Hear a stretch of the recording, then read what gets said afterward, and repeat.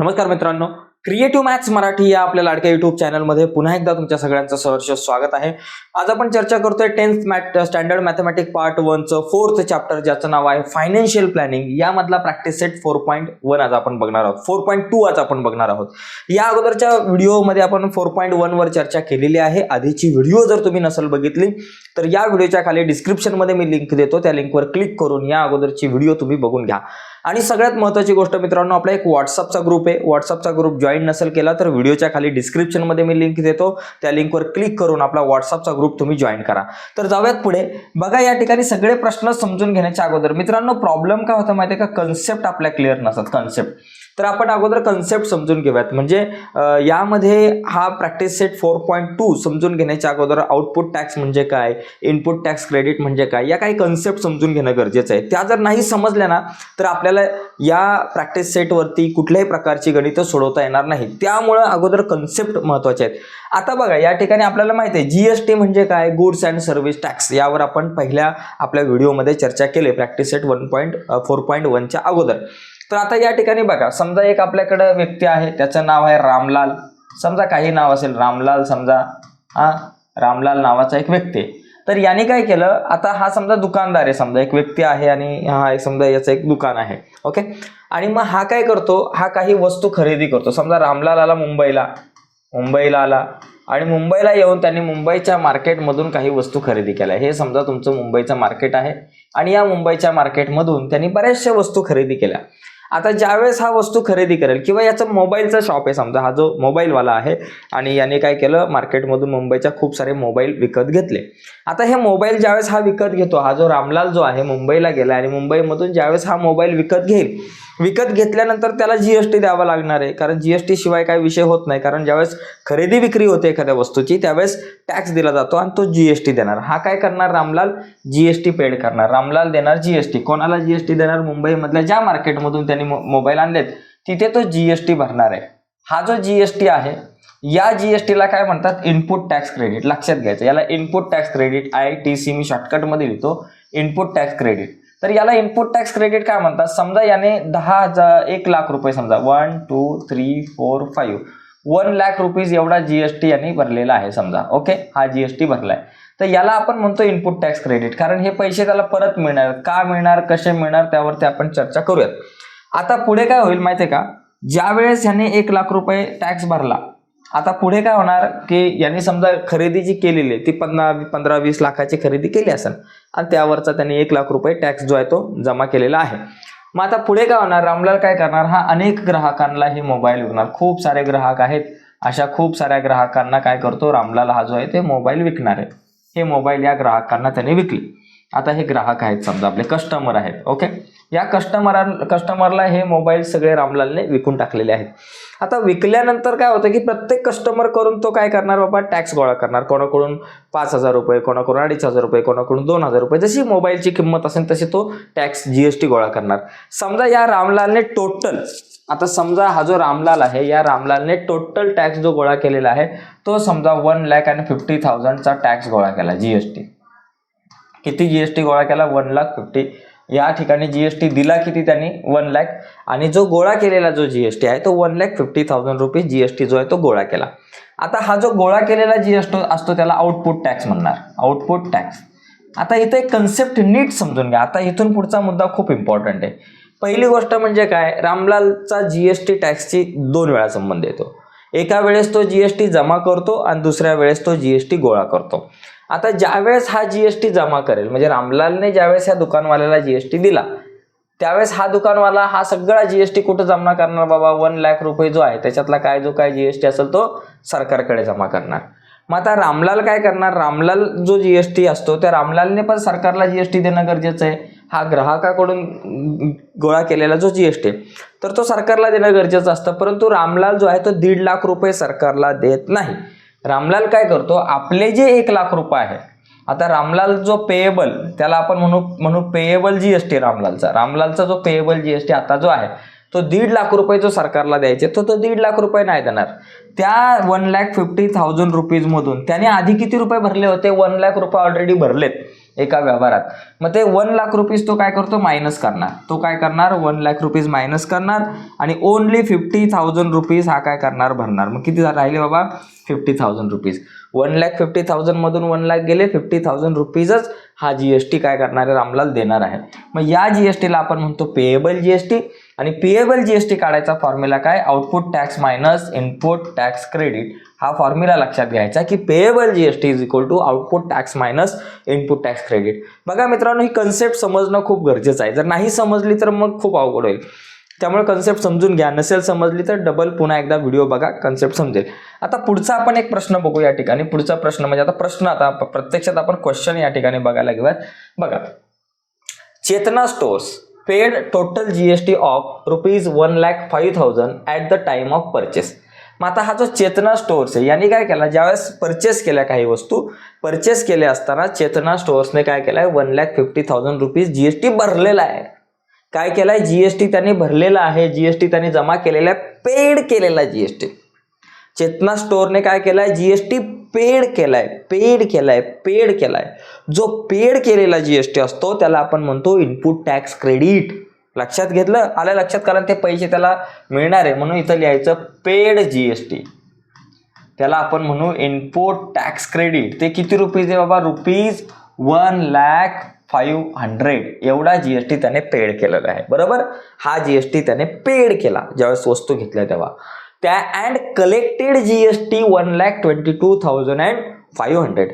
यावेळेस यांनी ज्या काही वस्तू घेतलेल्या आहेत त्या वस्तू विकल्या, त्या वस्तू सेल केल्यानंतर त्यांनी जीएसटी कलेक्ट केलेला आहे. जो कलेक्ट केलेला जीएसटी असतो त्याला आपण आउटपुट टॅक्स म्हणतो. हा जो कलेक्ट केलेला जीएसटी, तर याचं कलेक्टेड जीएसटी, तो जीएसटी जो कलेक्टेड आहे त्याला म्हणतो ओटी, आउटपुट टॅक्स आपण त्याला म्हणतो. ओके, आउटपुट टॅक्स, समजा त्याला आपण म्हणू आउटपुट टॅक्स. हा आउटपुट टॅक्स किती रुपीज आहे, ₹1,22,500 इतका जो जीएसटी आहे तो काय करतो, कलेक्ट करतो. मग आता पुढे काय दिलंय की the time of sale during 1 July 2017 to 31 July 2017. Find the GST payable by Chetana store. मग आता चेतना स्टोअरचा पेएबल जीएसटी, आता त्याचा पेएबल जीएसटी किती असणार, ऑलरेडी त्यांनी 1,50,000 रुपीज 500 रुपीज त्यांनी भरलेले आहेत आणि जमा किती केले, 1,22,500. मग तो जो असतो output tax minus input tax credit. Output tax किती आहे बाबा, त्याचा आउटपुट टॅक्स आहे 1,22,500 मायनस इनपुट टॅक्स क्रेडिट 1,05,000. तर टोटल किती राहिले बाबा, टोटल आपल्याकडे राहिले आले 22,000 रुपीज. हे इथं आन्सर येणार आहे. तर याचा जो पेएबल जीएसटी आहे 22,000, तो आता काय करणार, सरकारला 22,000 जीएसटी जो आहे तो जमा करणार. तर अशा प्रकारे हा जो प्रश्न आहे या प्रश्नाच्या उत्तराकडे आपण जाऊ शकतो. आता आपण दुसरा क्वेश्चन बघूयात. दुसरा क्वेश्चन पण सेमच आहे, दुसरा क्वेश्चन काही एवढा वेगळा नाहीये. याच्यात काय दिलंय, Najma is a proprietor of a firm registered under GST. ठीक आहे, शी हॅज पेड. आता परत तिने काय केला, जीएसटी पेड केलाय. जीएसटी पेड केलाय म्हणजे काय, त्याला म्हणतो आपण इनपुट टॅक्स क्रेडिट. ते परत मिळणार आहेत. पेड केले जीएसटी, बरं का, जीएसटी काय केला बाबा, यांनी पेड केलाय. शी हॅज पेड जीएसटी ऑफ ₹12,500. बघा, पेड जीएसटी जे आहे ते पेड जीएसटी किती बाबा, इज इक्वल टू रुपीज बाबा 12,500 एवढा जीएसटी काय केला, पेड केलाय. तर ह्या पेड केलेला जीएसटीला आपण म्हणू input tax credit is equal to ₹12,500. ठीक आहे, झाला. त्याच्यानंतर पुढचा मुद्दा, अँड कलेक्टेड 14,715 ऑन सेल. आणि तिने कलेक्टेड जीएसटी, कलेक्ट किती केला जीएसटी, जो जीएसटी कलेक्ट केलेला असतो त्या जीएसटीला आपण म्हणतो आउटपुट टॅक्स. मग इथं म्हणायचं कलेक्टेड जीएसटी किती बाबा, जीएसटी कलेक्ट केला त्याला आपण ओटी, आउटपुट टॅक्स म्हणू, ₹14,750. झालं. तर आपल्याला सांगितलंय what is the amount of ITC, म्हणजे इनपुट टॅक्स क्रेडिटची अमाऊंट काय बाबा. बघा, इनपुट टॅक्स क्रेडिटची अमाऊंट आपण म्हटलंय 12,500. ओके, त्याच्यानंतर what is the amount of GST payable. मग पेएबल जीएसटी काय झाला इथं, पेएबल जीएसटी जो आहे हिचा तो पेएबल जीएसटी म्हणजे output tax minus input tax credit. मी शॉर्टकटमध्ये लिहितोय कारण वेळ वाचावा आपला, तर तुम्ही परीक्षेला लिहिताना पूर्ण लिहायचं. Output tax minus input tax credit. Output tax काय बाबा 14,750 मायनस इनपुट टॅक्स क्रेडिट किती 12,500.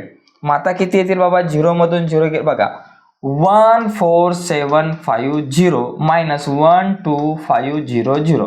बघा हा 0 हा 5 7 मधून 5 गेले 2 आणि इथं 2, इथं आपल्याकडे 7 मधून 5 गेले 2 आणि इथं 4 मधून 2 गेले 2.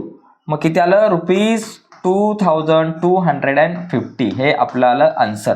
तर एकदम इझी क्वेश्चन्स आहेत, इतकंसं काही अवघड नाही, अतिशय सोपे प्रश्न आहेत. अशा प्रकारे आपण या सगळ्या प्रश्नांची उत्तरं लिहू शकतो. ठीक आहे, तर हा दुसरा क्वेश्चन झाला. आता आपण थर्ड नंबरचा जो क्वेश्चन आहे त्या थर्ड नंबरच्या क्वेश्चनकडे आता आपण आपली गाडी वळवूयात. बघा थर्ड नंबरचा क्वेश्चन पण सिंपल आहे. आता याच्यामध्ये थोडीशी झंझट आहे, थोडीशी कन्फ्युजन आहे, पण टेन्शन लेने का नाही. जब तक है महेंद्र सर तब तक तू ना डर. मी हा चार्ट काढून घेतलेला आहे ऑलरेडी आधीच, जेणेकरून आपल्याला समजायला सोपं पडावं. Aamir enterprises purchase chocolate sauce bottle. Aamir enterprises जो आहे त्यांनी काय केलं बाबा, चॉकलेट सॉस बॉटल्स परचेस केलेलं आहे बरं का. आमिर एंटरप्राइजेस, आता मी इथे लिहितो आमिर, काय बाबा आमिर एंटरप्राइजेस. ओके,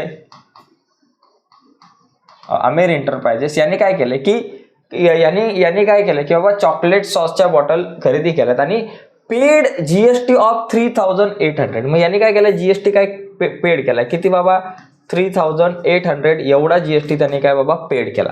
ज्यावेळेस आमिर एंटरप्राइजेसने त्या चॉकलेट सॉसच्या बाटल्या घेतल्या त्यावेळेस त्याने जीएसटी पेड केलेला आहे, किती 3,800 जीएसटी पेड केलाय. मग आमिर एंटरप्राइजेससाठी 3,800 रुपीज काय झाले, इनपुट टॅक्स क्रेडिट कलेक्टेड. हा काय बाबा, हा जो जीएसटी पेड जीएसटी बरोबर. आता इथं तुम्ही लिहू शकता पटकन, आपण नंतर लिहूयात, काय टेन्शन नाही. He sold those bottle to Akbari brothers. आता याने काय केलंय, या बाटल्या ज्या आहेत या बॉटल ज्या आहेत ते कोणाला, अकबरी ब्रदर्स जे आहेत अकबरी ब्रदर्सला त्यांनी विकल्या. आता या बाटल्या अकबरी ब्रदर्सला विकल्या.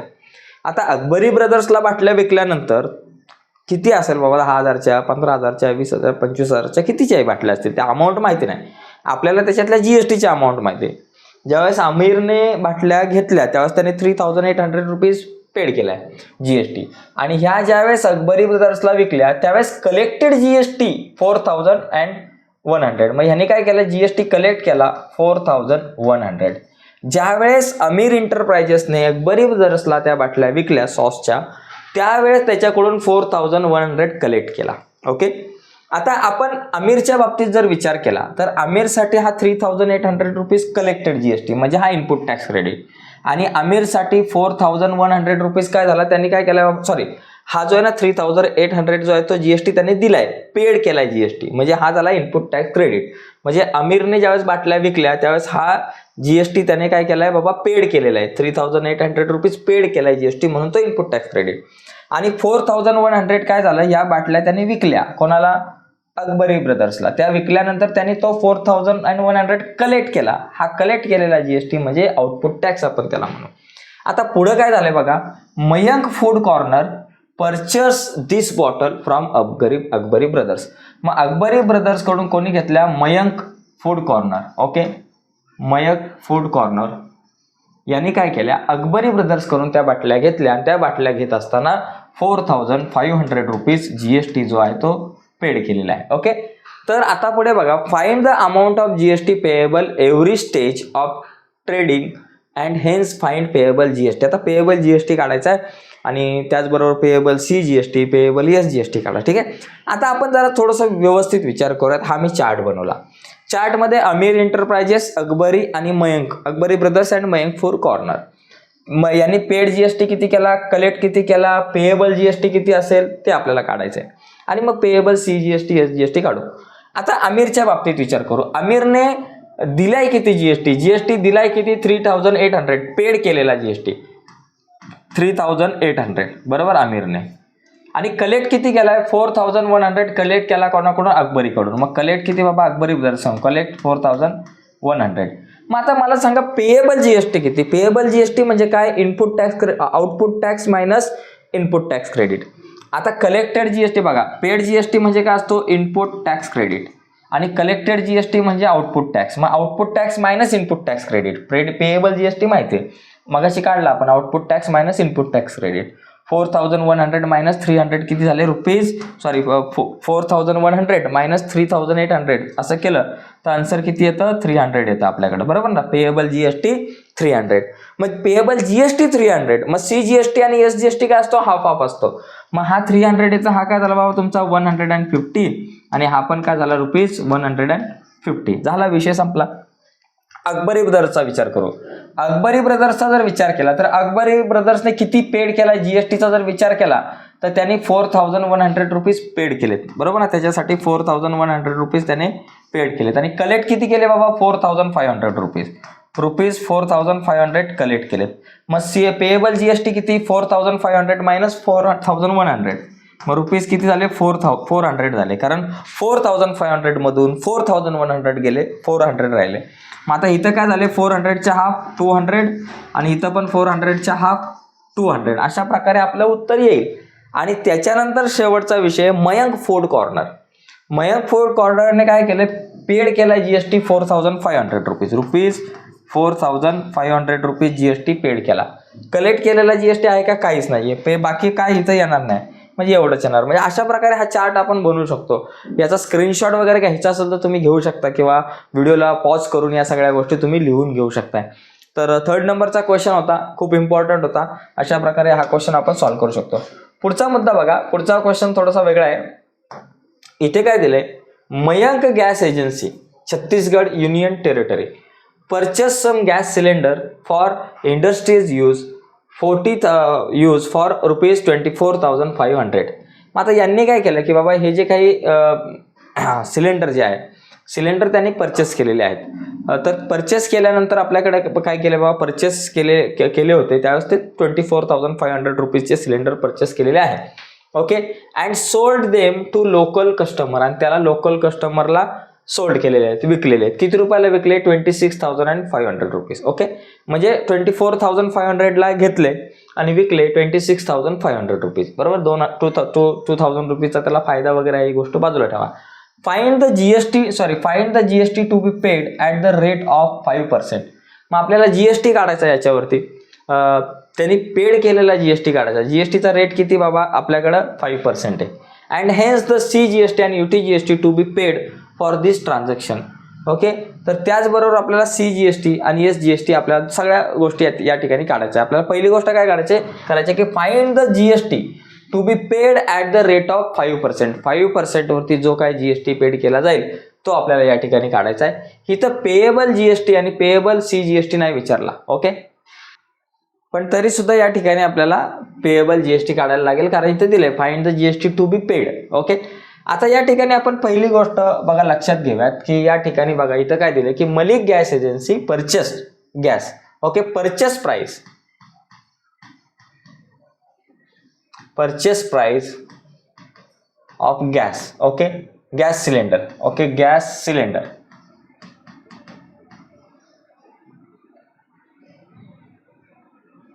बघा, गॅस सिलेंडर त्याला आपण म्हणू शकतो परचेस प्राइस जी आहे ती आपल्याला दिलेली आहे रुपीज 24,500. आता rate of GST is equal to 5%. Okay, हा जो जीएसटीचा जो रेट आहे तो आपल्याला 5% दिलाय. आता त्याच्यानंतर आपण या ठिकाणी काढू शकतो की याला आपण म्हणू शकतो की जीएसटी जो आहे. ओके, जीएसटी ऑन परचेस,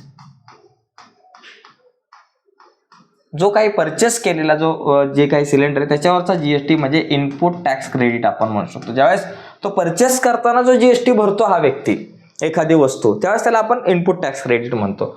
तो किती बाबा, 24,500 रुपीजवरती किती पर्सेंट, 5%, म्हणजे इंटू 5/100. ठीक आहे, मग आता हे सगळं कॅल्क्युलेशन किती येईल बाबा, हे 2 0 गेले, मग 245 इंटू 5 करा, बरोबर, कारण हे 2 0 गेले, मग किती आले आन्सर, 5 5 जा 25 वर आले 2, 5 4 जा 20 आणि 2 22 चे 2 वर आले 2, 5 2 जा 10 आणि 12, 1225 बघा किती आला रुपीज 1225.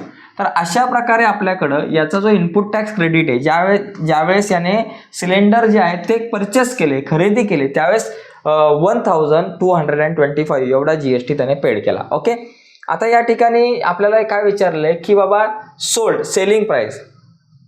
ओके, सेलिंग प्राइस आपल्याला विचारलंय की बाबा sold them to the local customer. Okay, आता हा जो सोल्ड केलेला जो विषय आहे, तर सोल्ड केल्यानंतर त्याने किती रुपीज टोटल दिलेले आहे, 26,500 रुपीज त्यांनी कलेक्ट केलेले. म्हणजे ज्यावेळेस ते सिलेंडर विकले त्यावेळेस त्यांनी किती 26,500 रुपीज कलेक्ट केले.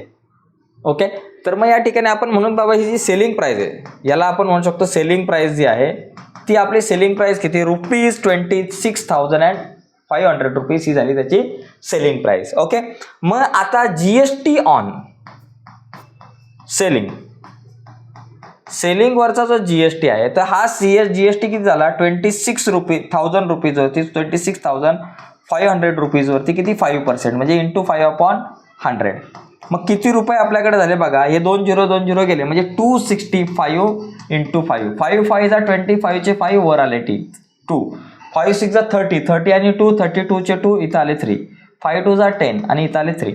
म्हणजे किती आले रुपीज 1325 रुपीज. हे जे पैसे आहेत 25 रुपीज एवढे पैसे त्यांनी काय केले, एवढा जो जीएसटी जो आहे तो त्यांनी काय केला आहे, गोळा केलेला आहे. बघा आता इथपर्यंत जरा नीट काही गोष्टी आपण समजून घेऊयात. बघा सगळ्यात पहिला मुद्दा इथं काय आहे की परचेस प्राइस जी आहे सिलेंडरची 24,500 होती आणि 5% जीएसटीचा रेट.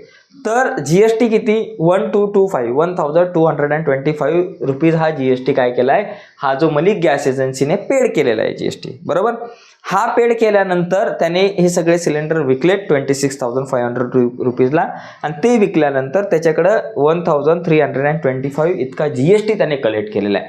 मग हा कलेक्ट केलेला जीएसटी, हा पे केलेला जीएसटी, मग तुम्हाला या ठिकाणी आता काय करायचं, याला आपण म्हणू शकतो, हा जो जीएसटी आहे जीएसटी ऑन सेलिंग, याला आपण म्हणू शकतो आउटपुट टॅक्स. मग आपल्याला पेएबल जीएसटी काढायचा आहे. पेएबल जीएसटी जो आहे तो कसा काढतो आपण, output tax minus input tax credit.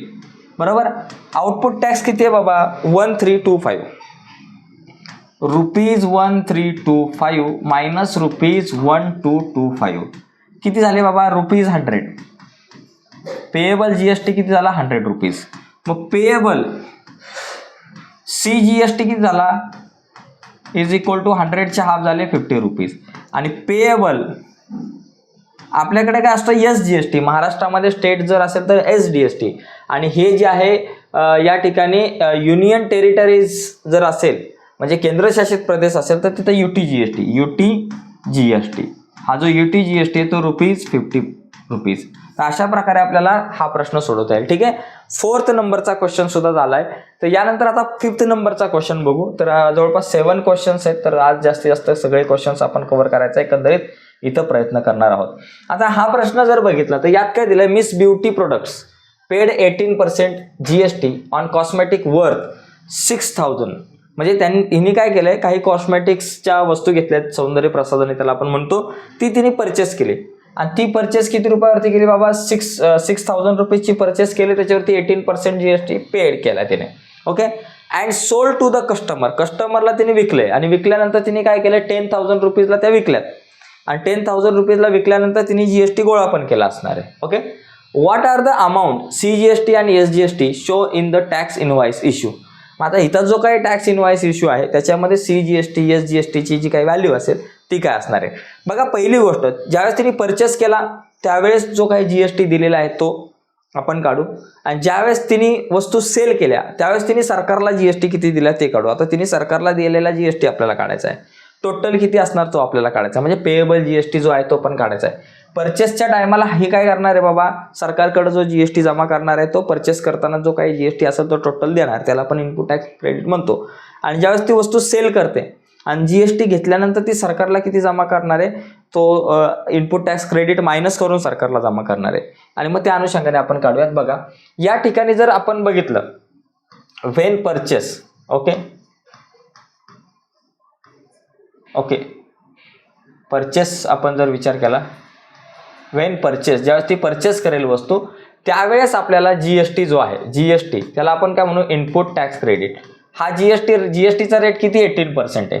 मग ती परचेस करताना किती देणार बाबा 6,000 रुपीजवरती 18% इंटू 18/100 किती झाले 200 गेले आणि बघा या ठिकाणी किती आले हे 20 गेले. मग 60 इंटू 18 केलं तर 16च्या टेबलमध्ये 18 येतात का 16 इंटू 18 करत असताना तुम्हाला 18चा टेबल येतो का येत असेल तर ठीक, नाही तर पहिले 8ने मल्टिप्लाय करा आणि मग किंवा असं करा 18 इंटू 6 करा. 6 8 जा 48 वर आले 4 6 1 जा 6 आणि 4 किती झाले 10 108.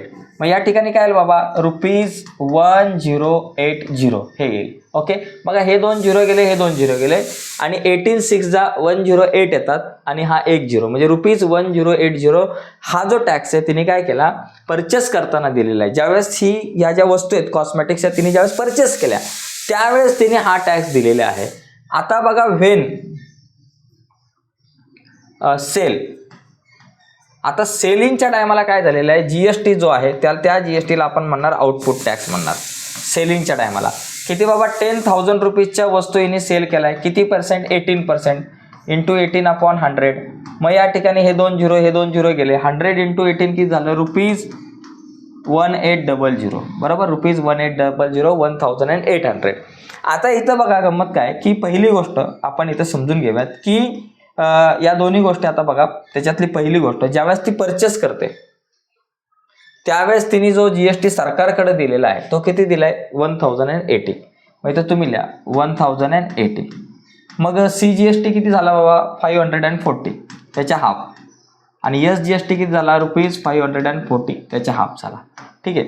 आता ज्यावेळेस ही जी व्यक्ती आहे ती सेल करणार आहे त्यावेळेस सरकारला किती जीएसटी देणार आहे सरकारला हा 1800 रुपये जीएसटी देणार का डायरेक्ट नाही, त्याच्यातून ती आधीचा जीएसटी मायनस करेल. मग इथं लिहू आपण पेएबल जीएसटी आपण या ठिकाणी लिहू. इथं व्हेन सेल आणि ब्रॅकेट करून पेएबल जीएसटी टाका.